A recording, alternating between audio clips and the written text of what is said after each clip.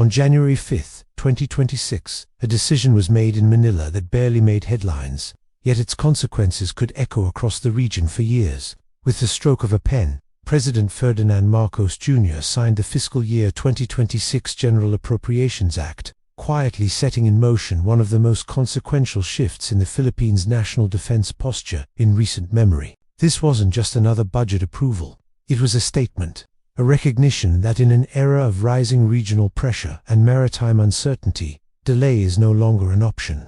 Deterrence, readiness, and sovereignty now demand action, not just promises. Under this new law, the Department of National Defense receives a total of 310 billion pesos. That's roughly $5.25 billion. This figure marks a clear increase from the 275.9 billion pesos allocated in 2025 and sends an unmistakable signal. National defense is no longer being treated as a secondary priority in state planning. But the real weight of this decision lies beneath the surface, deep inside the structure of the armed forces of the Philippines' modernization program. For 2026, the programmed modernization funding rises to 40 billion pesos, up from 35 billion the previous year. More striking, however, is the increase in unprogrammed funds, which climbed to 50 billion pesos from 40 billion in 2025. And crucially, these funds were not vetoed by the president. Now, that single choice matters more than it appears. By keeping the unprogrammed modernization funds intact, the administration has preserved the legal authority for rapid military upgrades, the moment additional government revenues are realized. In practical defense terms, this means speed. It means the AFP no longer needs to wait for new political approvals or legislative revisions when opportunities or threats emerge. The framework is already in place, ready to be activated.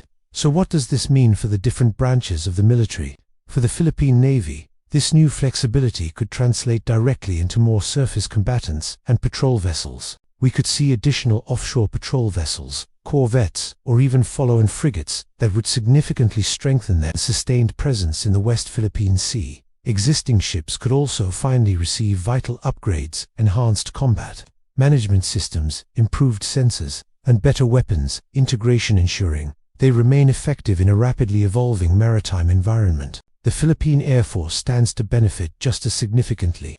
This funding agility supports crucial aircraft upgrades, sustainment efforts, and potential new acquisitions. This could mean further improvements to the FA-50 jet fighter fleet, additional transport or surveillance platforms, or major investments in ground-based air defense systems. In a time when airspace awareness is critical, the ability to rapidly fund new radars, missile defenses, and command and control networks is a massive strategic advantage.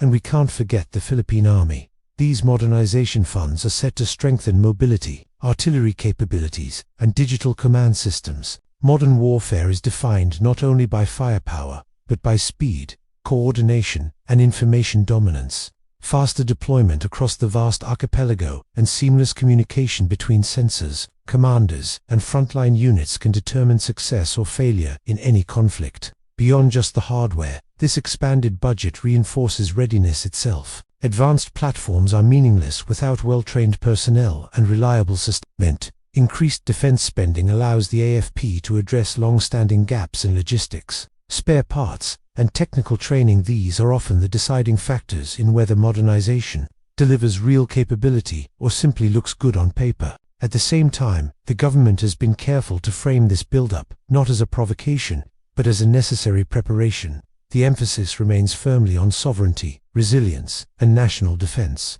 a critical balance in a region where any miscalculation can carry severe consequences. The bottom line is clear. By signing the FY 2026 budget and preserving the 50 billion pesos in unprogrammed modernization funds, the administration has kept momentum firmly on the side of defense reform.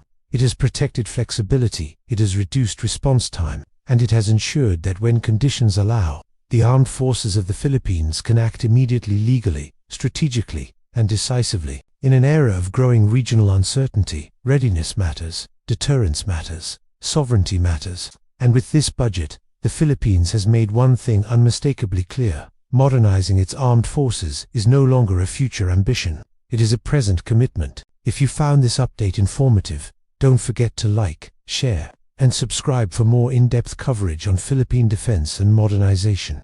This is Bayan Watchdog. Thank you for watching, and see you in the next video.